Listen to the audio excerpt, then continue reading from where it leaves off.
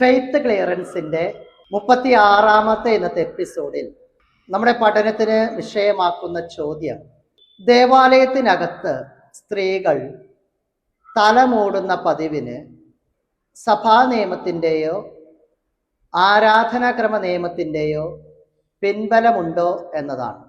ഈ ചോദ്യത്തിൻ്റെ ഉത്തരം വിശദമായിട്ട് പഠിക്കുന്നതിന് മുമ്പ് തന്നെ ഇതിൽ അഭിപ്രായ വ്യത്യാസങ്ങൾ വ്യക്തിപരമായിട്ട് നമുക്ക് പല വിധത്തിൽ ഉണ്ടായിരിക്കാം.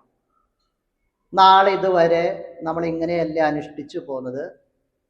സഭ ഓരോ സമയത്ത് നിയമങ്ങൾ മാറ്റുകയാണോ, പുതുതലമുറയ്ക്ക് അനുയോജ്യമായ രീതിയിൽ നിയമങ്ങൾ വ്യാഖ്യാനിക്കുകയാണോ, ഇതൊക്കെ പറഞ്ഞ് പഠിപ്പിക്കേണ്ട ഒരു വിഷയമാണോ?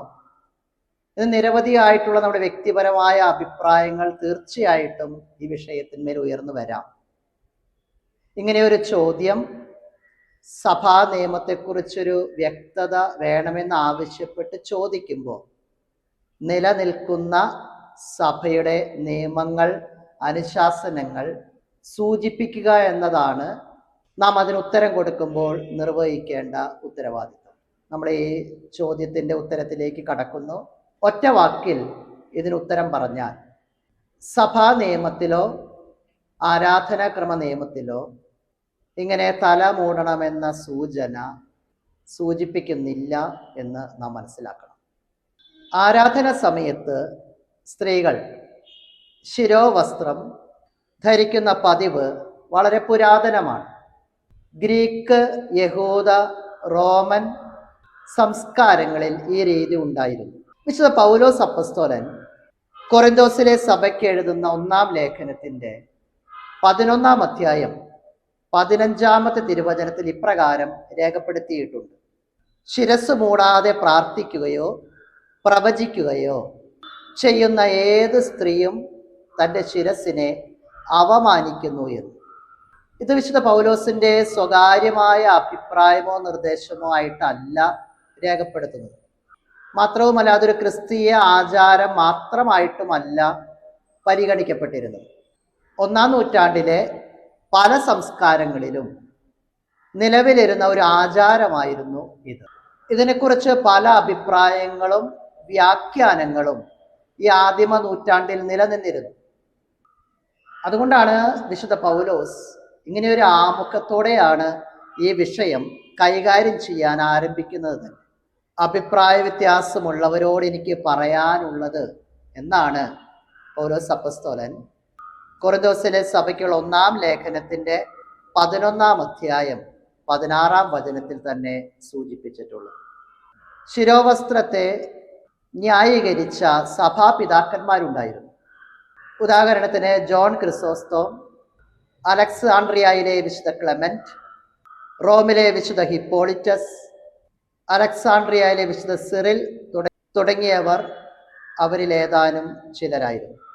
ഈ ആധുനിക കാലഘട്ടത്ത് വിശ്വാസികൾക്കിടയിൽ ഈ ചിന്ത പ്രബലപ്പെടാൻ കാരണമായത് 1917 കാനൻ നിയമസംഹിതയിൽ ഇതൊരു നിയമമായിട്ട് നിഷ്കർഷിച്ചിരുന്നു എന്നതാണ്.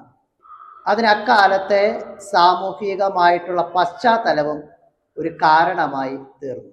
എന്നാൽ 1983 കാനൻ നിയമത്തിൻ്റെ ഭേദഗതി പുതുക്കിയ ടെക്സ്റ്റ് നിലവിൽ വന്നപ്പോൾ 1917 നിയമാവലിയിൽ ഉണ്ടായിരുന്ന ശിരോവസ്ത്രം ഉപയോഗിക്കണമെന്നുള്ള നിയമം എടുത്ത് മാറ്റപ്പെടുകയുണ്ടായി.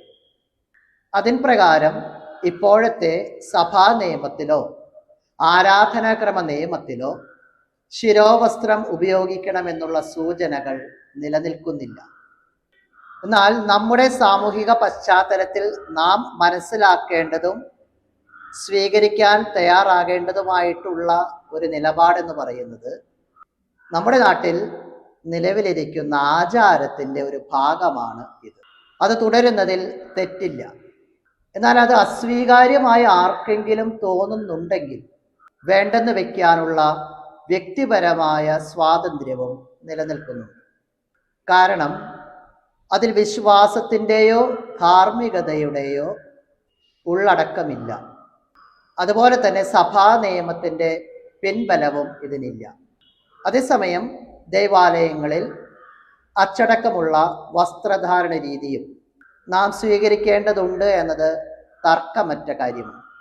ദൈവത്തെ ആരാധിക്കുന്നതിനേക്കാൾ പ്രാധാന്യം ആരാധനയ്ക്ക് വേണ്ടിയിട്ടുള്ള ചിട്ടവട്ടങ്ങൾക്ക് കൽപ്പിക്കേണ്ടതില്ല എന്നാണ് ഇതിൽ നിന്ന് നാം വ്യക്തമായി മനസ്സിലാക്കേണ്ടത്. സഭ ഓരോ ദിവസവും കാലാകാലങ്ങൾക്കനുസരിച്ച് നിയമങ്ങൾ ഇഷ്ടമുള്ളതുപോലെ മാറ്റി വ്യാഖ്യാനിക്കുന്നു എന്ന ഒരു ചിന്ത ചിലപ്പോൾ നമ്മിലേക്ക് കടന്നു വരാം. എന്നാൽ നാം മനസ്സിലാക്കേണ്ടത് ഈ നിയമം 1983 43 വർഷങ്ങൾക്ക് മുൻപ് രേഖപ്പെടുത്തിയതിൽ ഭേദഗതി വരുത്തിയിട്ടുള്ളതാണ്. ഈ പുതിയ കാലഘട്ടത്ത് ഇങ്ങനെയുള്ള വിഷയങ്ങളിൽ വ്യക്തത ആവശ്യമായിട്ട് ചോദ്യങ്ങൾ ഉന്നയിക്കപ്പെടുന്നതിൻ്റെ പശ്ചാത്തലത്തിലാണ് നിലവിലുള്ള സഭാ നിയമങ്ങളെക്കുറിച്ചുള്ള വ്യക്തത ഇങ്ങനെയുള്ള എപ്പിസോഡുകളിലൂടെ പഠനങ്ങളായിട്ട്, ചിന്തകളായിട്ട്, വ്യക്തതകളായിട്ട് ഇവിടെ രൂപപ്പെടുത്തി അവതരിപ്പിക്കുന്നത് എന്നതുകൂടി മനസ്സിലാക്കുക.